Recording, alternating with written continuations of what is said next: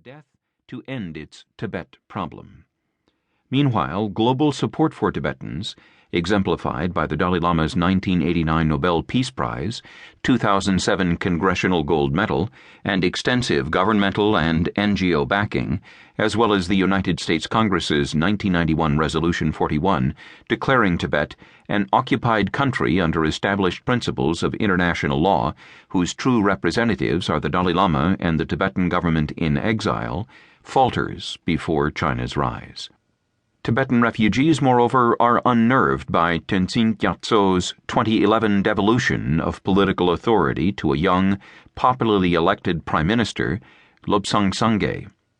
Although the Dalai Lama's historic creation of a constitutional democracy, ending his lineage's 369-year-long Gangdeng government, fosters pride in a modern polity, fear of his retirement is rife. There is absolutely no need to worry. I will continue to serve the cause of Tibet, he has reassured the refugee parliament. If we have to remain in exile for several more decades, a time will inevitably come when I will no longer be able to provide leadership. Therefore, it is necessary that we establish a sound system of governance while I remain able and healthy. Such is Tibet's plight 64 years after 2/3 of its 8,500-man army perished fighting 40,000 PLA soldiers in the largest annexation of a sovereign state since the Second World War. One ancient nation is dying, the Dalai Lama often pleads for his people's salvation, yet genuine Tibetan autonomy would broadly benefit all.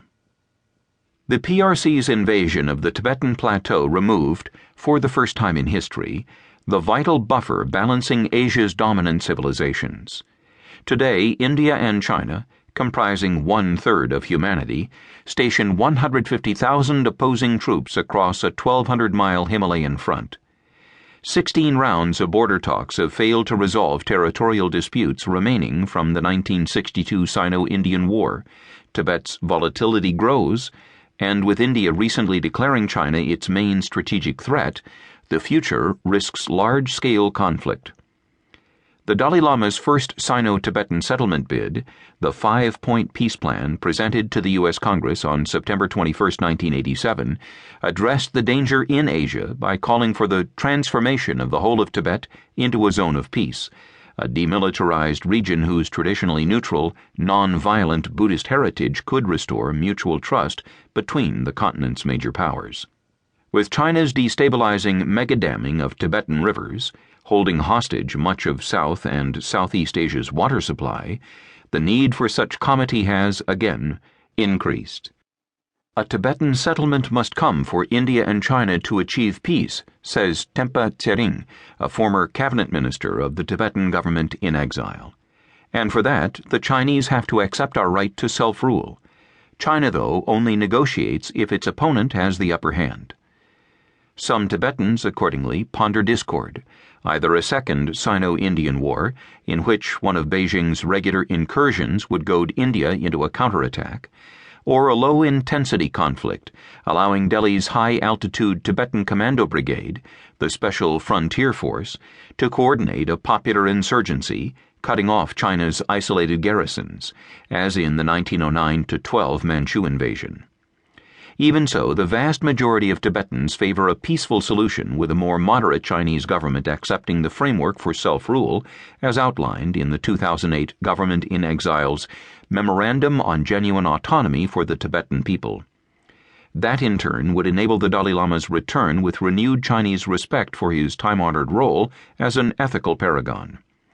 His Holiness will win over young Chinese with the power of his compassion, Tempa Tsering predicts of the last best scenario. Just as he personally created a worldwide Tibet movement, he'll even more powerfully touch those who've been most brutalized, the Chinese people themselves. Then you'll see His Holiness giving, as he first hoped for in the 1990s, the Kalachakra initiation in Tiananmen Square. Indeed, the Dalai Lama's ability to assuage China's moral crisis by restoring indigenous Buddhist principles has long shown its value. Right from the beginning, His Holiness said, "We don't hate the Chinese people," recounts Tenzin Gyatso Tetong, the Dalai Lama's foreign secretary for 40 years. He constantly encouraged